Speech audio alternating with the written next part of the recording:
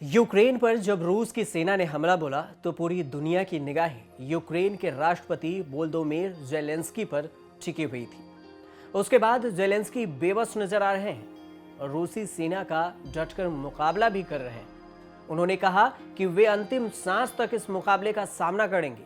राष्ट्रपति Volodymyr Zelensky का एक वीडियो संदेश भी सामने आया जिसमें वो अपनी पत्नी और बच्चों की बात करते हुए और बेबस होकर भावुक नजर आए। ज़ेलेंस्की ने कहा कि रूस के निशाने पर सबसे पहले मैं हूं, दूसरे नंबर पर मेरा परिवार है। उनका फैमिली के ऊपर बयान आने के बाद से कई लोगों के मन में सवाल आ रहा होगा कि प्रेसिडेंट ज़ेलेंस्की की फैमिली में कौन कौन है।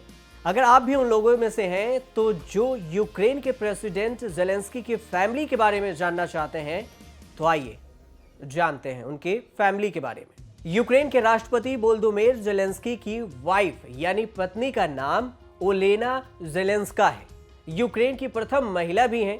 ओलेना यूक्रेनी आर्किटेक्ट, स्क्रीन राइटर हैं। दिसंबर 2019 में ज़ेलेंस्का को फोकस मैगजीन द्वारा 100 सबसे प्रभावशाली यूक्रेनियन की सूची में 30वां स्थान दिया गया था।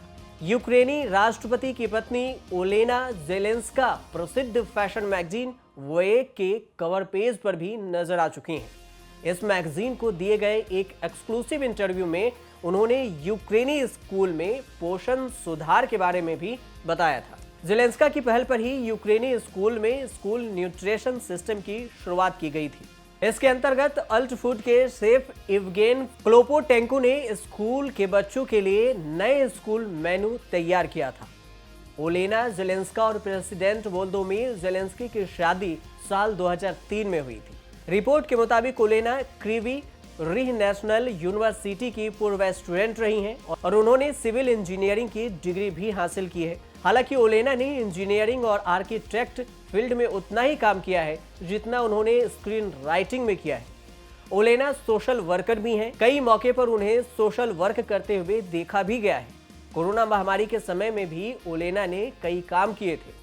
ओलेना ज़ेलेंस्का का जन्म 6 फरवरी 1978 को क्रीवी रिह में हुआ था। उन्होंने यूक्रेन के क्रीवी रिह नेशनल यूनिवर्सिटी से सिविल इंजीनियरिंग डिपार्टमेंट में आर्किटेक्ट की डिग्री ली थी। हालांकि उन्होंने पेशे के तौर पर आर्किटेक्ट का काम ज्यादा नहीं किया। इसके बजाय उन्होंने वोलोदिमीर ज़ेलेंस्की के कॉमेडी शो करवाटल 95 के लिए डायलॉग लिखे।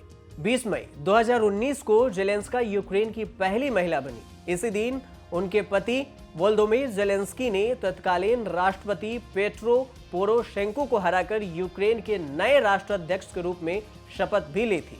दिसंबर 2019 में ज़ेलेंस्का ने तीसरी यूक्रेनी महिला कांग्रेस के एक भाषण के दौरान बियारिटीज पार्टनरशिप की शुरुआत की थी।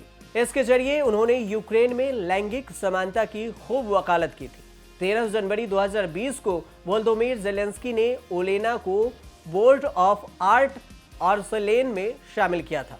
इसकी अध्यक्षता यूक्रेन के संस्कृति मंत्री ने की थी। 6 मई 2020 को ओलेना ज़ेलेंस्का ने यूक्रेनी समाज में मौजूद बाधाओं को दूर करने के लिए आम लोगों के साथ बातचीत शुरू की थी।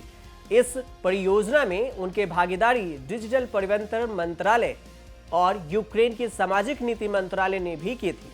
1 जून 2020 को यूक्रेन में ज़ेलेंस्का और यूनिसेफ ने एक समझौता ज्ञापन पर हस्ताक्षर किए थे। यूक्रेन के राष्ट्रपति वोलोदिमीर ज़ेलेंस्की और उनकी वाइफ ओलेना के 2 बच्चे हैं, जिसमें एक बेटा और एक बेटी है। उनकी बेटी का नाम ओलेक्जेंड्रा और बेटे का नाम किरिलो है।